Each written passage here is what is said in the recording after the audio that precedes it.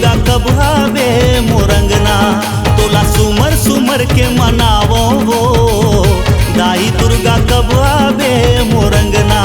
तोला कौन फूलवा में चढ़ावो वो दाई दुर्गा कब आवे मोरंगना, तोला कौन फूलवा में चढ़ावो वो दाई दुर्गा कब आवे मोरंगना। सोना के थारी माँ कांसा के कलसा,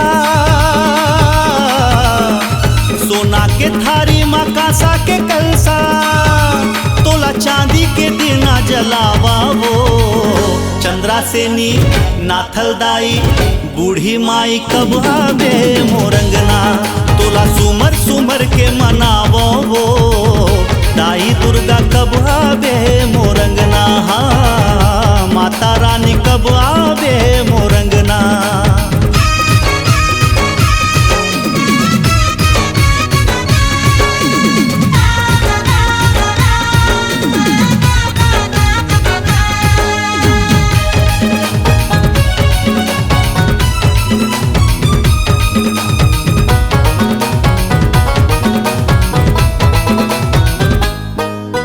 सोनार होते त ए मोर दाई सोना के गहना सजाते हो, लोहार होते त ए मोर दुर्गा लोहा के हरवा पहनाते हो, गोष्ठा होते त ए मोर दाई कोसा के साड़ी में लाते हो, तोर महिमा के लाली चुनरिया जगह जगह में लहराते हो।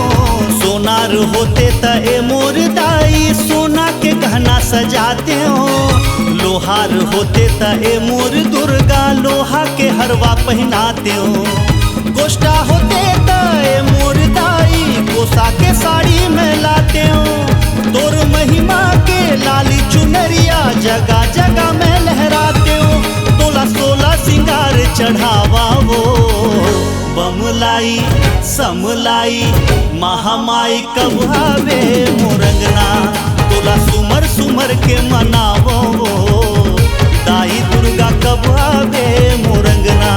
तोला कौन फूलवा में चढ़ावो वो दाई दुर्गा कब आवे मोरंगना।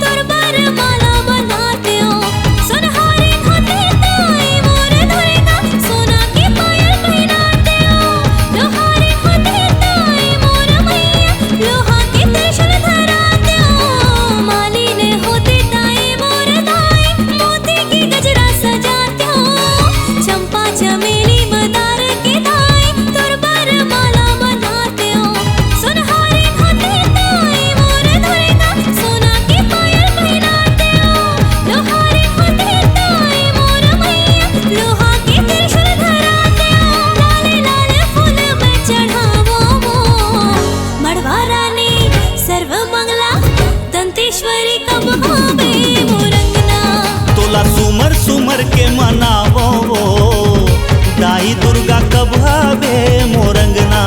तोला कौन फूलवा में चढ़ावो वो दाई दुर्गा कब आवे मोरंगना। सोना के थारी माँ कांसा के कलसा,